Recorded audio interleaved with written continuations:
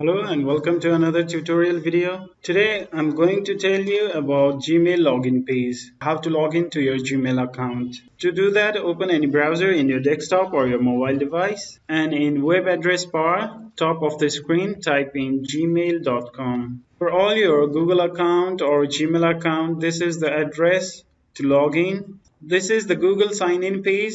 Here you can sign in to all your Google accounts or your Gmail accounts. So in this page, while signing in, you don't need to enter @gmail.com. If you have a Google account, you can just enter your username. So this is my username. I can either use this or type @gmail.com in this. So either way, it's okay. So no need to type all the way in. You can just type in the username and click on next. And in this page, type in your password and hit next. You're signed in. It's very easy process. I hope you learn about Google login from this video. Please give this video a like and subscribe to our channel. Thank you.